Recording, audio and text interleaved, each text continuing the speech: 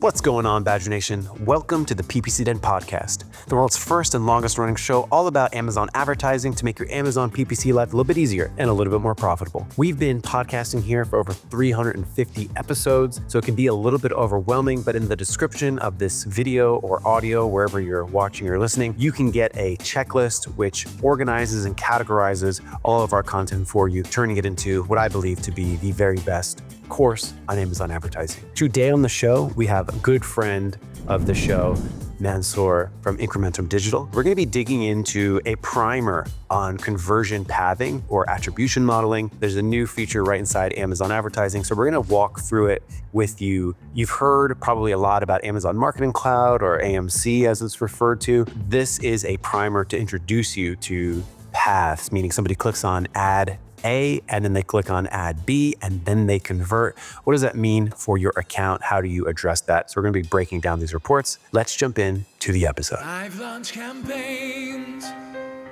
and picked keywords. I've got my bits, set placements too, and bad mistakes. I've made a few. I've had my share of broad keywords, but I've gone through.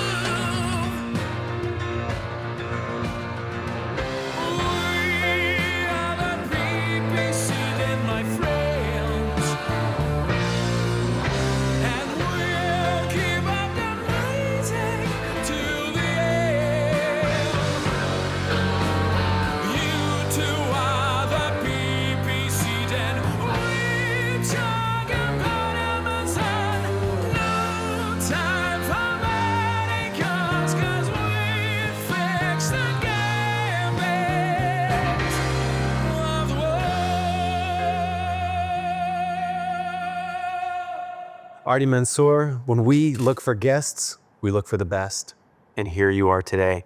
Thanks for coming on the show today. Thanks, Mike. It is great to be back, and it's always great to be back to Badger, Yes. Badger Horde. Yes, Badger Yeah. Nation. Badgers Badger live Nation. in, yes, Badgers live in what's called a set.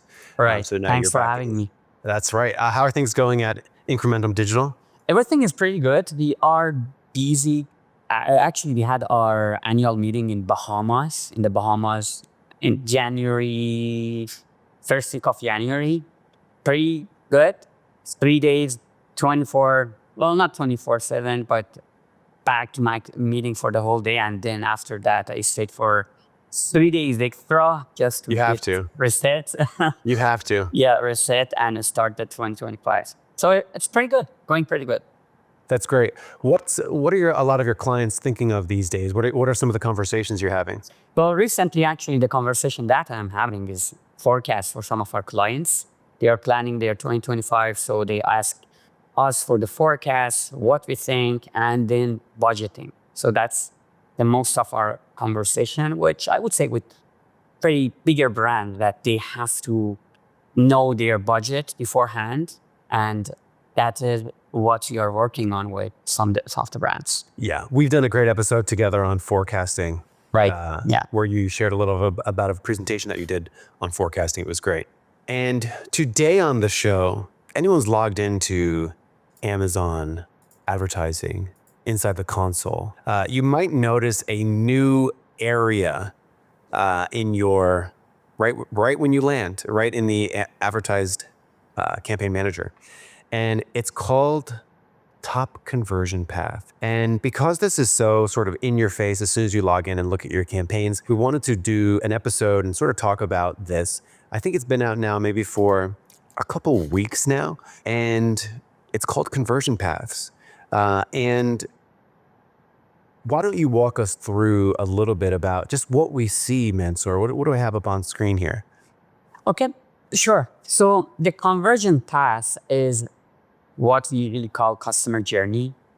We know that the customers have different touch points with your ads. For instance, they might see your video ad at some point, then they are searching for another keyword in the same category. They might see and click on your sponsored product and purchase. Or it could be they see your sponsored display, and at another point, they see your sponsored video campaign. Maybe they click, maybe they don't click. They go, they see sponsored product and end up purchasing through clicking on the sponsored video ad. So what conversion path does is that it just tells you what are the touch points of the customer with your ads. Right. One thing that, Mike, we gotta notice is that they duplicate this conversion touch points. For instance, right now on the first journey, what you see for whoever is listening in the podcast, we have this conversion path of sponsored product and purchase. What that means is that the customer was exposed to sponsored product, they clicked and they purchased, and this sales getting attributed to sponsored product. But you gotta consider that this doesn't mean they saw one sponsored product ad. If there are 3, Amazon just makes it one sponsored product. They don't show everything. And for instance, in the third row for the this conversion path, we have sponsored products, then sponsored display, then purchase. It means the sales got attributed to that sponsored display. That's the campaign that got the attribution. But you gotta think it this way. We have a sponsored product, a sponsored display, purchase, but in reality, it could have been, this path could have been one sponsored product campaign, they got exposed, then sponsored display, second the sponsored display, they got exposed, then sponsor display. What I'm saying is that for every ad type, Amazon is only considering the first touch point. So they are removing the other touch points from the same ad types. So here, yeah, we see how much sales from each conversion path we are getting. What is the new to brand sales from that conversion path? Number of purchases, new to brand purchases in terms of the number of orders, and the past sales, meaning what percentage of total sales coming from this conversion path.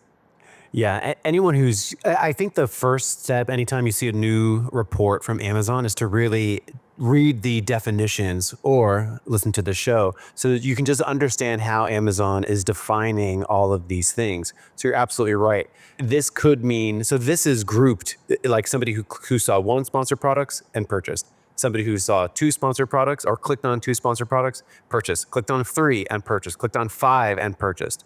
So it's just the ad type conversion path, they round it to 1. So like you'll only see 1 here. And there's benefits and cons to doing that because in a perfect world, it'd be nice to know like, okay, there were 45 people who clicked on 7 sponsored products ads. Like, what is the deal going on over there? So like you'd be able to dig in. I like that component in the sense of it simplifies it for you just to understand how your ad types are impacting your data and your sales. And we're going to look at 2 different brands here to sort of contrast and compare them. Other things to know are this is only advertising. So it says ad paths. This is only advertising. So that means if someone clicks on an organic and then a sponsored and then purchases, you would not see the non-advertising paths on here. So, Mike, I wanna add one note here is that and explain why this is important. We are gonna dig into this. What we like to see more and why this might not be enough, as this data, that insights that we have as of now might not be enough. But one note I wanna explain why this is important. Let's take one path, number 3, which is sponsored products. Then the customers clicked on sponsored display, or it could have been view attribution, and then the purchase. When you are in your campaign manager, Amazon is last click attribution or last view attribution. I don't want to go into the detail because Amazon prioritizes clicks to view, but forget about that.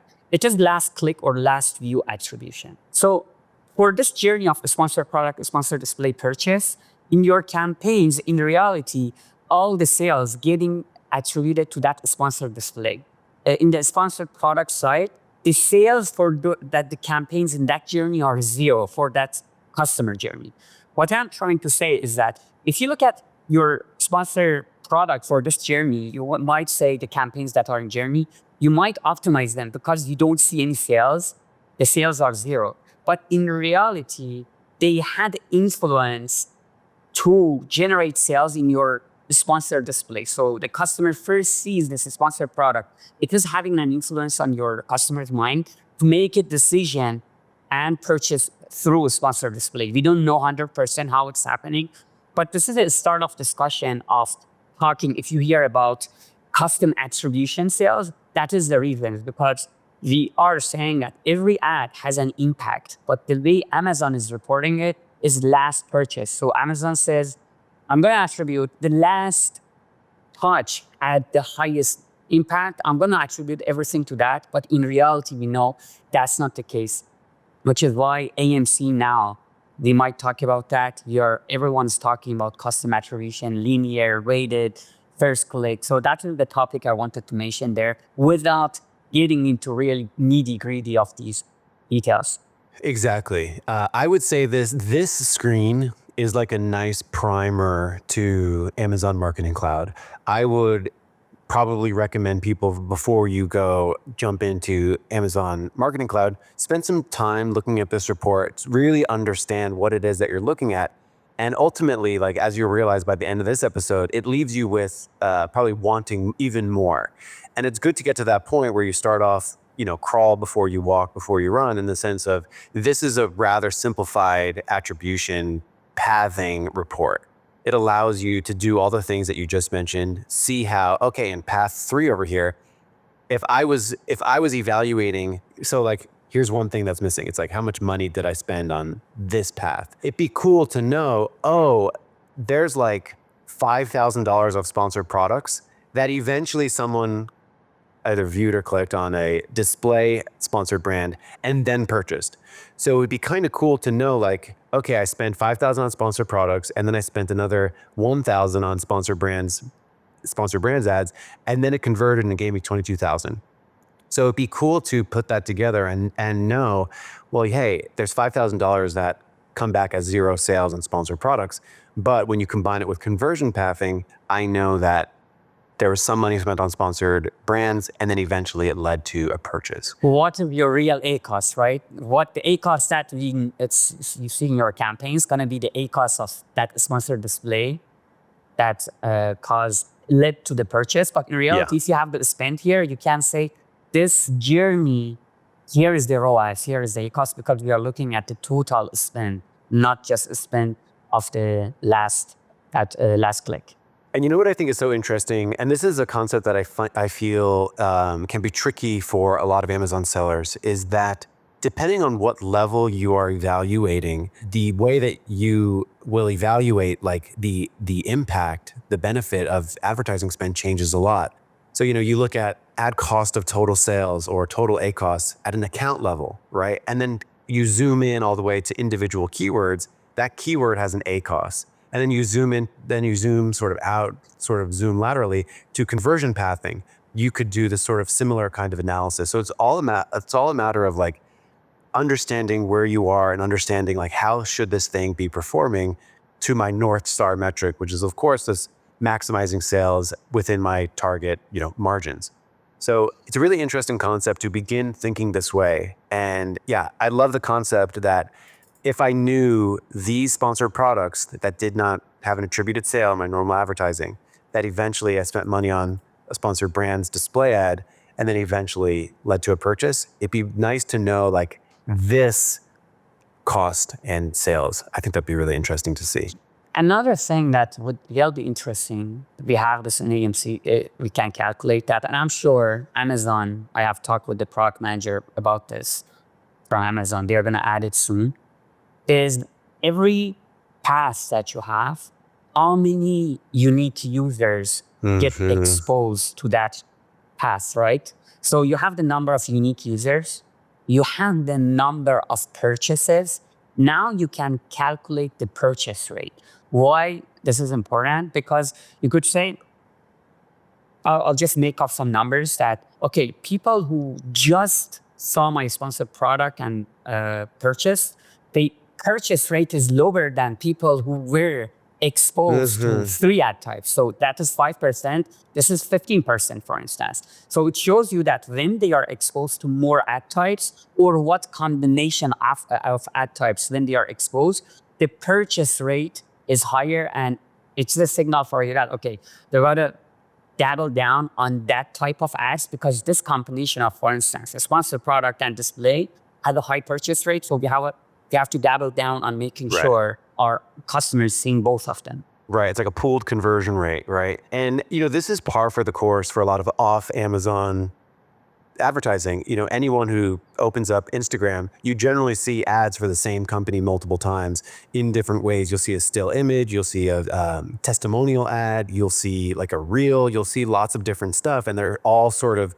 going into this. So it's sort of a new concept to Amazon sellers, because we've been blessed by being so bottom of funnel for so long, and now we can sort of start thinking like, well, how do you actually scale here? And some of it has to do with understanding multiple touch points in advertising. Mike, I wanted to tell a funny story. Sometimes even me, I question that.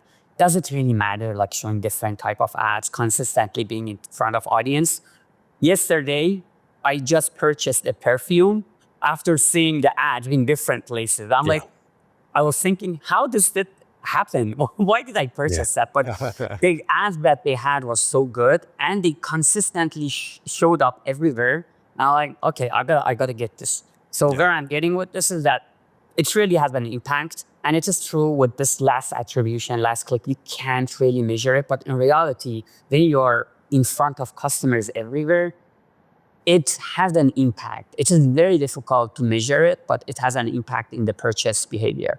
I mean, I forget who it was, but like the CEO of Mercedes-Benz is like, my marketing starts when your baby's born. And like Disney, same thing. Like we're trying to turn that person, they're like generational marketing. They know like they need to start with TV shows and shirts, and eventually that kid will go with their parents, and then they'll take their kids. So yeah, I mean, it's multi-touch points for sure. So you have this report. And what's cool about it is you can go and create a report inside your advertising section. Now you will see all Amazon campaigns as a sort of a new slot, and you can download conversion pathing. And when you do, you get a little bit more detail, which is kind of neat. Let's take a look at that additional detail. So we have 2 brands here, and we're going to compare and contrast them for you. So I'll just break down the spreadsheet that you get. It gives you the start and end date. So that's the time frame that I'm looking at. It'll be the time frame that first path appeared, and then the date of the last path appeared. The brand, the individual conversion path. The biggest benefit of downloading this is that it will tell you all of your conversion paths rather than just the top 5.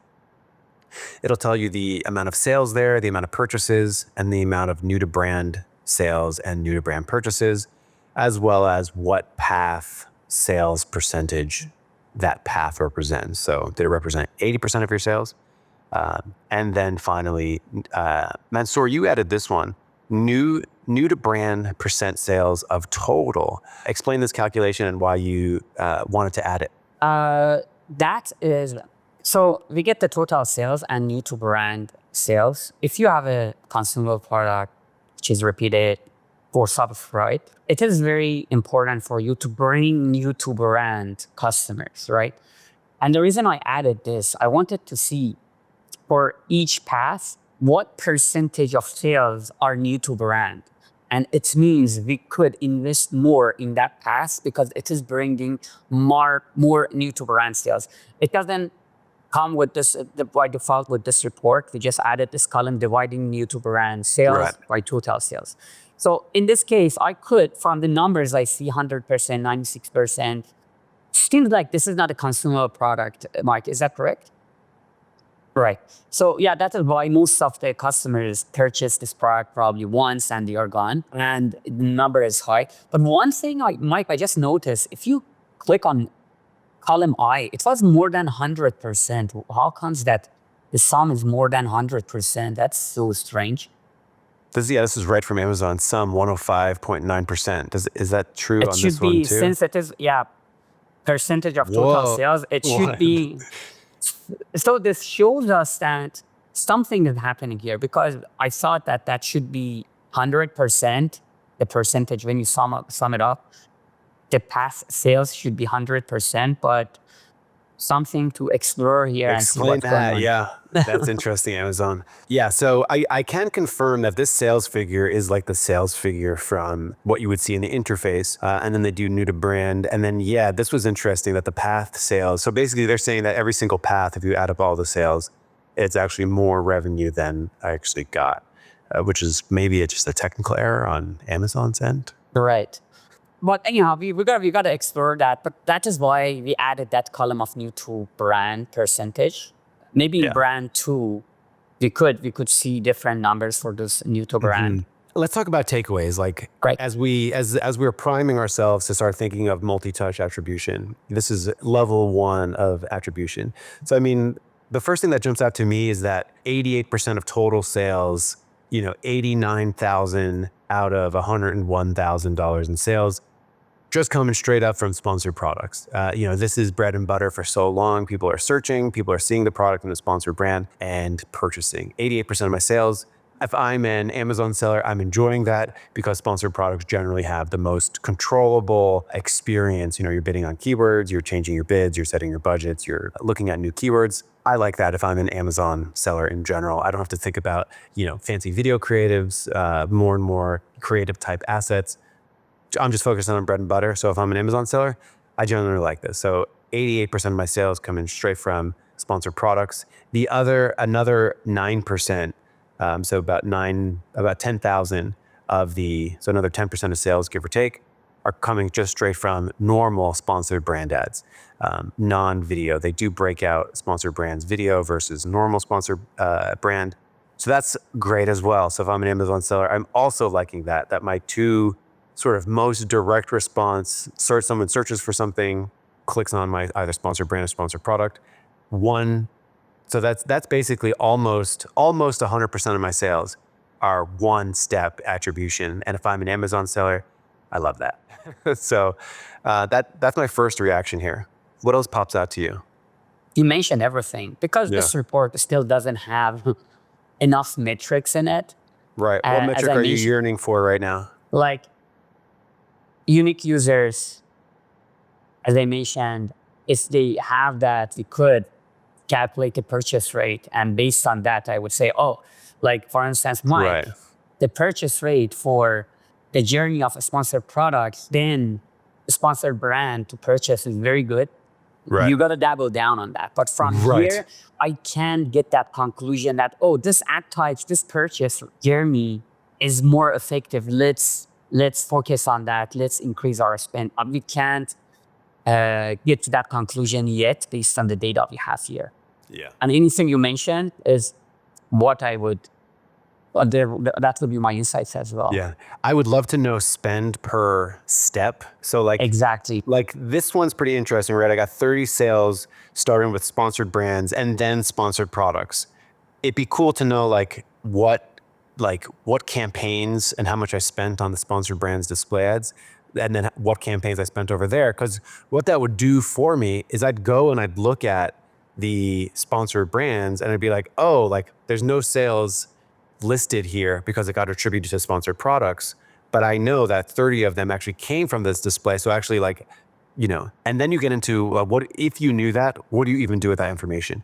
Meaning, do you look at your sponsored brands, which in a perfect world, you'd see some of this inside your campaign manager. Like you'd see your sponsored brands ad and it would say direct attribution. So last click attribution. And then right next to it, you would see some other attribution type right next to it, just indicating to me that, hey, the ACoS for this campaign is based off last click. But if you include downstream clicks of that, I can see that in a slightly different light now. So I think that would be that would be good. That's a great call out. And as I mentioned, if you have the total spend for the whole journey, now you can create let's say total ROAS, total ACoS for this, not ACoS of that last touch. Even just adding the spend here, it's going to be helpful for us to say, look, yes, for this journey, they have the sales or whatever, but our ACoS as a whole is lower or higher. So even that could help you to understand what journey as a whole, combining, bringing you better ROAS, and it's a better path for conversion. Yeah. So my action steps, if I'm this account, I am doubling down on sponsored products. I'm making sure that I have as many keywords as I possibly can. I'm going and I'm looking at what I organically rank for, and I'm bidding on it, being sure that I have as many, that I'm as keyword deep and as keyword wide as I possibly can be for my sponsored products. I might look at my sponsor brand video, and this is just sort of indicating to me that like sponsored brand video. So if I just look at where sponsored brand video was involved in, I mean, I've got 1 order over here. I've got 6 orders here. So only 7 orders with sponsored brand video. I would imagine the ACoS is high for those campaigns anyway. And this is sort of confirming to me that like people aren't really engaging with my video and then purchasing. So I might actually peel some budget away from there and honestly put it into sponsored So brand. I would argue that, Mike, well, my question would be that they are not engaging, but do we have enough ad types for sponsored display and video? Are we bidding enough to get enough exposure?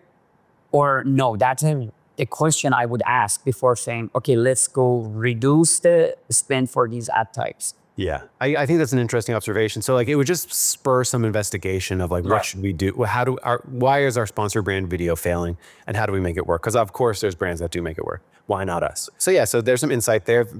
If we jump to brand number 2, this had 28 conversion paths, And if it's all right, let's go ahead and sort this. Yeah, exactly. I wanted to say, I would sort this with, there you go. Okay, so I sorted this by purchases, which pretty much aligns with revenue. And already 28 conversion paths. Let's just do total sales here. So oddly enough, this brand has more conversion paths and about half the revenue of brand 1. This is pretty interesting to see. So yeah, so what's your takeaway for this one? So the first takeaway, most of your sales and spend goes toward the sponsored product, which is almost accounts. We see 72% of your sales coming from sponsored product.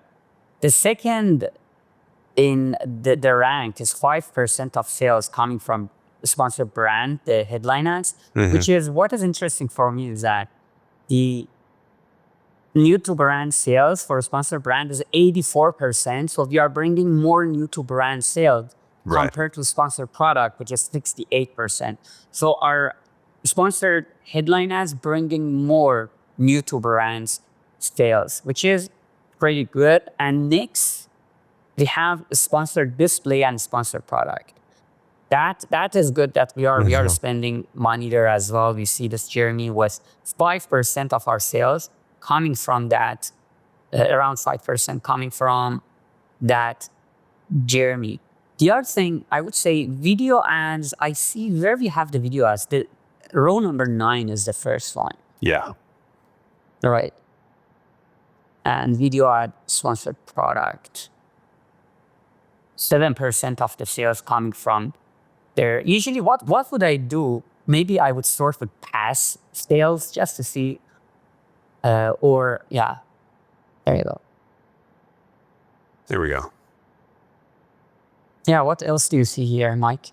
One thing I find interesting, so where new to brand sales is actually low, I'm seeing actually a lot of paths with low new to brand sales, which means I'm spending for just to get people to come back. And this is actually a long step. Or it could be a path that you have more branded targeting, right? Defensive, maybe branded searches. That's another thing that could be happening as well. What I would want to, because like this is a rather big one, right? So this is display, so sponsor brands, normal ad, and then sponsored products purchase. You know, half the people that ended up buying from this path were previous customers. So I might give them more. One thing that comes up for me is like, let's go put a brand tailored promotion on there for repeat customers. So that way I don't have to spend extra money on them for another ad type. I want to shrink that to have them buy as quick as possible. So if like they make their way to my products page, can I just get them to buy right away without actually having to click on another ad? That sort of comes up for me. Yeah, that's a great call out. Every time that means like they looked at the sponsor brand ad and then clicked somewhere else. And, that opens up opportunity for them to like get distracted, click on another competitor. I want to like try to seal the deal as fast as possible. So that sort of comes up for me, like throw in a brand tailored promotion to get them to buy faster. Sort of comes up for me. Yeah, same thing over here. I had 15 total sales, but 56%, only 56% were. So yeah, it looks like it's happening quite a bit for this. There's something here I don't really understand, that how this is being calculated. Number 7, if you see sponsored displayed and purchase, our total sales are 1,500. Past sales are 7%, right? Now, go to row number 13, which is sponsor headline ads. The sales are Oh my gosh. 1,800, but the past sales are 5% lower. I exported this directly from All right. So yeah, the past sales percentage, this one sums to 199%. So I don't know what is Maybe going the on. definition of the past sales is something different that we didn't notice. Let's jump over and just mouse over that. No, I mean past sales percentage, sales for the products, sales for the brand products given path out of all the sales for the brand's product over the same period. Yeah, how that sums to more than, this is the graphic that you were talking about earlier, Yes. which was, someone clicked on to sponsor brand video, but in your simplified output, you only see that one time. Right. Yes. Yeah, past sales of the brand's products for a given path out of all sales of the brand's products for the same time period. Why that would ever equal more than 199 is beyond Or why me. the lower sales number getting us higher percentage. Yeah, that's an interesting one. Wow. So maybe the calculation is just Yeah, a I little could wonky. contact with the product manager from Amazon, ask this question to clarify this. So in terms of framing this report, this is a great first introduction to sort of thinking of attribution paths. I think the thing for people to know is like, if you can wrap your head around, so if we just look at, I think this is an interesting line right here. So line 11, somebody clicked on a sponsored product, did not buy.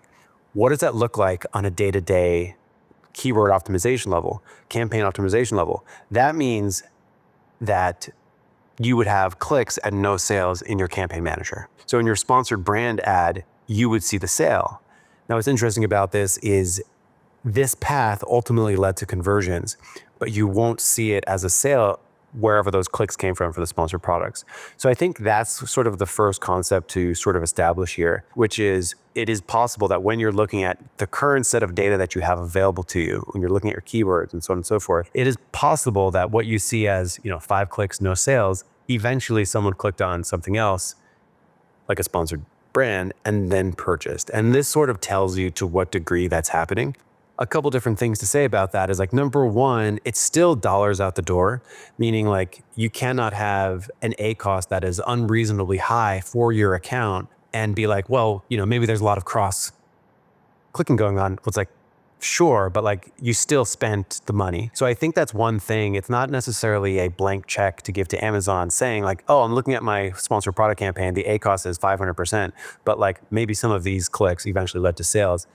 That's not at all what it is that we want. Like, it'd be nice to have that extra information right next to it just to give you a value to clicks that eventually led. Yeah. Which just shows that we think we know everything, we are great at optimization, but at the end of the day, we might make some decisions that behind the scene is wrong because that's leading the customer to the purchase, but we don't see that because of that attribution. In our dashboard, we have an internal dashboard called Data Owl. We are adding another metric.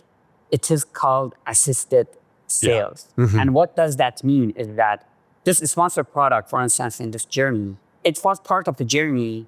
The sales didn't attribute to that ad, but we want to say all the sales that were generated when this sponsored product was part of the journey, what is the total sales?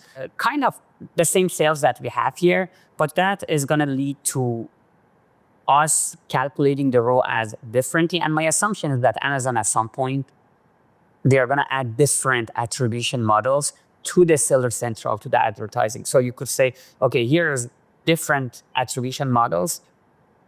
Judge based on whatever you want, but here is the first touch, here is the linear, and the other attribution types. Yeah. And ultimately, like when you begin to do that and you understand like the full impact of a campaign, it's like, okay, the campaign had so many direct hits, like, you know, direct last click conversions, and it also assisted elsewhere. Now, some of that assisted revenue exists as direct revenue for another campaign. So that's another interesting thing when it comes to data, which is if you were to add up all your direct revenue and your assisted revenue at an account level, you'll end up with more revenue than you actually generated. So again, that's what I was referring to earlier, which is like you want to analyze the thing for that thing and then just sort of know what level you're at, because you don't want to do exactly that. Right. You know, there's been, and I said this probably 500 times over the last 10 years, but like Amazon, I don't know if they have a team or just like all roads lead to this, but like everything that is like new on this, I also use Android, but like, so like everything that is new on like an iPhone is like, Android had that 5 years ago, but everything that's new on Amazon, like Google has had for an incredibly long time. Right. So this already exists, right? You can go into Google Analytics for a Shopify store and see exactly this, and it's been sitting there for like 10 years. I will say that what's interesting about it is like sometimes it pops up where like the Google Ads person, they're struggling with a low ROAS as reported inside Google Ads. And then like you go to this report and be like, well, look, like sure, they didn't directly convert, but you know, all the other engagements, that assisted revenue, you add it up and it's like a monstrous amount. And I will say 9 times out of 10, Shopify store owners are like, make the ROAS better. So it's like, it's finding the real art of this is like finding the way to, you know, cause like you don't want like gigantically long conversion paths. You want to shrink that step as fast as possible. Now, granted, it does happen, of course, but like every step is a chance to lose a customer. There's going to be sales drop off, and you're spending money, whether it be an organic thing that you did to spend money or a paid thing, paid click. Like in a perfect world, we shrink it, right? So in a perfect world, the paths are very quick, but in reality, like, you know, people listen to this podcast and then become a customer 3 years later. So it's like, that is the reality that it lives in. So there's a couple different, you know, if anything, I want to encourage people to like evolve the way that they think about their metrics, that like, yes, you have your account level metrics, which is money out the door, money in the door. And then when you get down into the weeds and you're looking at an individual campaign, it is beneficial to think of the assisted, you know, downstream paths that other things eventually led. So like you want to do both, the yin and yang. And I would say the next level to this, which we are getting to that direction. One downside about the data that you are seeing here, it's aggregating everything, right? All the campaigns in this path that you kind of, Mike, pointed out. It's not going to be more helpful when we have every single of these paths and say, oh, this campaign. Yes, campaign paths. Didn't bring, campaign the campaign paths. What happened? This campaign is not doing anything, even down the road, down the stream. They're not bringing any sales, even the combination of the other campaigns. So maybe you got to lower or pause this campaign. So that is where it's going to become more helpful, which AMC has given us. It's just more friction for all the brands to get hands on that. Other than that, that is where we are getting. And my assumption is that Amazon is going to bring more and more data from AMC right in the advertising console. Instead of making it so difficult. So we will see so many things changing this year.